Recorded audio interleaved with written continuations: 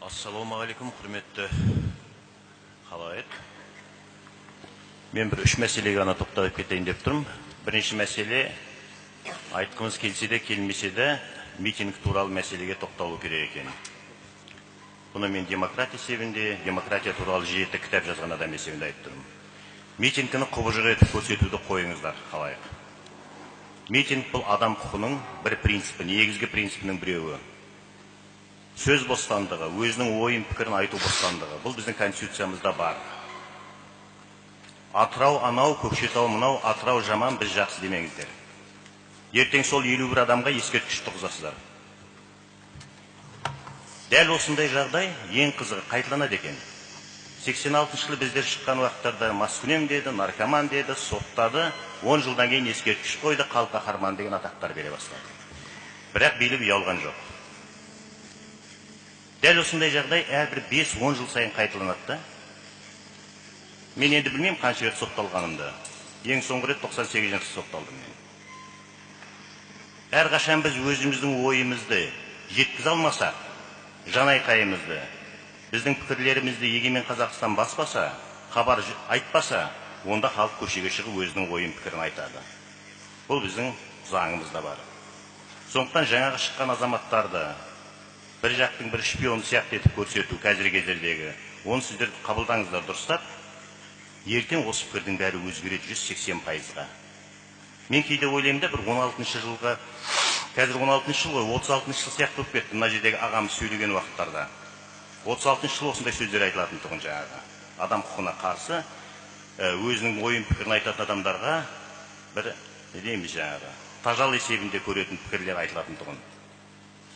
Мен ойлаймын, келесі жыл 37 жыл болады шығар онда. Жаңа көшеге шыққан адамдардың бәрі алаштың азаматтары сияқты Жапонияның шпионы болатын шығар. Себебі прокуратура қазір сол митингілерге ақша қайдан келді деп іздестіріп жатыр. Жапониядан келу әбден мүмкін, тарих қайталанады. Бірақ ертең солардың бәріне рахмет айтасыздар. Әлесіне мен шаңырақта 2007 жылы үлкен айқай болып 500 үйді қиратамыз деді, естеріңізде шығар. 25 адам сотталды. Бір адам отқа өртеніп кетті, 80 полицейский жараланды, қырғын болды. Бір жылдан кейін жаңағы 500 үйдің бәріне заңды құжаттарын берді. Не үшін? Сонда міндетті түрде бір құрбандық шалуымыз керек па? Осындай жерде осы мәселенің бәрі айтылмаған уақыттарда халық көшеге шығады. Ал оларға жаңағы қазіргі жасап жатқанды мен өзім ойымша биліктің дәрменсіздігі. Екінші мәселе. Дәл осындай бас қосуларда біраз мәселенің шешілгенін мен өзім көрдім. Жаңағы саяси қоғамдық өмірімнің тәжірибесінде. 2000 жылы сайлау заңына өзгерістер мен толықтырулар енгізетін комиссияға кіріп 1 жылды жұмыс істедік. Біраз баптарды жаңарттық. 2010 жылы ел бірлігі доктринасының айқай-шуын естіген шығарсыздар. Ассамблея дайындаған ел бірлігі доктринасына біздер қарсы шықтық. Үкімет бізбенен келісіп, бірге комиссия құрылды. Мына жерде айдостарым отыр. Біз екеуміз сол жұмысшы комиссиясында істеп, сол ел бірлігі доктринасын қайталап жазып шықтық. Президент қол қойды, 22 сәуір ұмытпасам. Бір үтірінде түзеткен жоқ, дәл сол күйінше қол қойды. Сол ел бірлігі доктринасының бірінші сөйлемі былай, енді өзім жазғаннан кейін бар, менің есімде толып қалған шығар. Қазақстан Республикасы сан ғасырлар бойы келе жатқан қазақ халқының мемлекеттілігінің дара және заңды мұрагері деп басталады. Қазақстан Республикасы демек қазақ халқының мемлекеті. Осы жерде мынау жер мәселесі келген уақытта естеріңізде болсын, бұл қазақ халқының ұлттық мәселесі. Неге басқа ұлт өкілдері, біздің көршілеріміз бұл мәселеге дәл біз сияқты жандар ауырған жоқ? Сондықтан біз 40% болған уақытта тәуелсіздік үшін күрескен адамдар, 70% болған уақыттарда жер үшін, тіл үшін осындай қимыл қозғалыстар болады алдымызда. Оларды еш уақыттарда бір құбыжық көрмеңіздер. Себебі тарих 10 жылдан кейін барып, сол құбыжық көрген адамдарыңды қайталап төрге отырғызады екен. 25 жылдық тәуелсіздікті біз қазір тойлайын деп жатырмыз. Сол тәуелсіздік аспаннан түскен жоқ. Тәуелсіздік еш уақытта тегін келмейді. Не болмаса, Беловежский пущадан сатып алған жоқпыз. Қанша адамдар сотталды, қанша семья, қанша тағдыр қирады, оны біздер білеміз. Пойыз тоқтаттық, жолдарды жаптық, көшеге шықтық. Алматының өзінде 90-91 жыл, бір жылдың ішінде 24 митингі болды. Бірде біреуіне рұқсат етілген жоқ. Жанайқай дейді бұны. Қазіргі кездегі жердің жанайқайы болып тұр. Әрине, оны бәріміз шешеміз. Бұл белгілі бір топтық шығар. Ұлтшылдағы басым топтық шығар.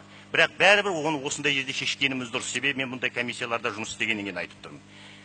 Және үшіншісі, мен таңғаламда бізде экономикалық мәселені бірінші орынға қоямызда рухани мәселе жоқ сияқты. Рухани мәселені ойлаңыздар. Мысалы, 17-18 ғасырға дейін бізде отан деген сөз болған жоқ, естеріңізде болсын. Батырлардан қарап шығыңыздар. Отанның орнына бізде жерім, елім деген сөз болды. Жер үшін, ел үшін деген сөз болды. Демек, жер дегеніміз отан. Ертең маған жеріңді қорға десе, мен қорғамаймын. Ол Кулагиннің жері, ол Терещенконың жері, ол Еремегеевтің жері, ол Сәрсеновтің жері. Мен неге оны қорғауым керек?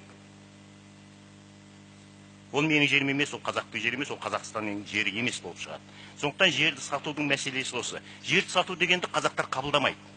Бәрі емес шығар. Мен бәрінің атынан сөйлемеймін. 99% ғана қабылдамайтын шығар. Сондықтан осы мәселені реформа жасайтын алыпта ойлану керек та, шынымен жер және сату деген мәселе қалай келеді? Ол тауар емес қой.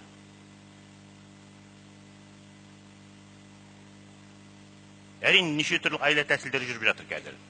Оның біреуі жаңа Айдос онда айтып кетті, 10 сотық жер. Иә, жаңағы келіп түскеннің 60% жері біздің қазіргі кездегі мәселемізді айтып жатыр да, 50-60%-ның бәрі сол 10 сотық жерді алсақ екен. Ал жердің басқасы, шабындық бау, басқа ма, ол өзінен өзі келсін. Бұл бір бағыт. Екінші бағыт, қасымыздағы шекаралас тұрған жердегі елге жерімізді бермейік, басқаларға берейік. Сіздер ойлайсыздар ма, жоқ әлде Қытайдың адамдары ақымақ деп, олар барып Голландиядан фирма шатта келеді, голландиялық болып. Сондықтан олардың атап өтетін жерлері өте көп. Сондықтан біз шектеулер қоямыз. Не болмаса белгілі бір талап етеміз дейміз де, оны айналып өтетін жолдар көп. Сондықтан нақты мәселе болу керек. Жердің шетелдіктерге жалға берілмеуі, жерді еш уақыттарда ешкімге сатылмауы. Жер мемлекеттік емес, жер халықтікі. Мемлекет оны реттеуші ғана. Ол продавец емес. Сондықтан осы мәселені есімізде болсын.